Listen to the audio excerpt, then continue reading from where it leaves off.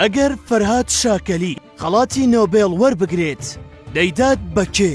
فەرهاد شاکەلی شاعیر و زمانزان و ئەکادیمکار و نووسەرێکی کوردە. ساڵی 1951 لە باشووری کوردستان لە ناوچەی گەرمیان لەدایک بووە. ئەو یەکێکە لەو شاعیرانەی کە شیعری کوردیان لە ساڵی 1970دا تازە کردەوە و بزوتنەوەیەکی گەورەی نوێخوازیان هێنایە ناو ئەدەبی کوردیەوە. شاکەلی مامۆستای زمانی کوردیە لە زانکۆی ئۆپساڵایی لە وڵاتی سوید.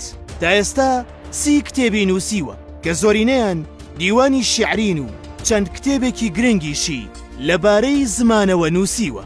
لە چاوپێکەوتنێکدا پرسیاری ئەوەی لێ دەکرێت ئەگەر خەڵاتی نۆبێڵ وەربگرێت کاردانەوەی چی دەبێت؟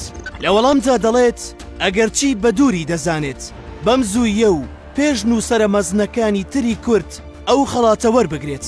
بەڵام دەڵێت باوای دابنین کە لە ڕۆژی پێنجشەممەیەکی مانگی تشرینی یەکەمی ساڵێکدا بڕیار درا خەڵات بکرێم.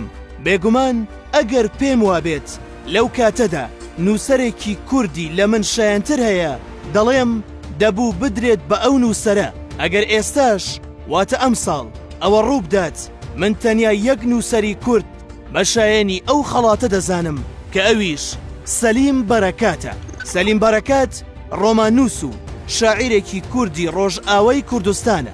هەرچەندە بە زمانی کوردی نانووسێت بەڵام کوردانە دەنووسێ و کوردانە دەژی. کۆمەڵێک گوتەی بەناوبانگی دەربارەی کورد هەیە. بەرەکات دەڵێت هیچ کەسێک ناتوانێت لە کوردێک بباتەوە تەنیا ئەو کاتە نەبێت کە کوردێکی تر هاوکاری بکات. هەر ئەم بیرە تایبەتەی و قەڵەمە ڕەنگینەکەیەتی وای لە شاکەلی کردووە بە شایستەی خەڵاتێکی ئاوای بزانێت. ئەی تۆ کێ بە شایستەی خەڵاتی نۆبێڵ دەزانیت؟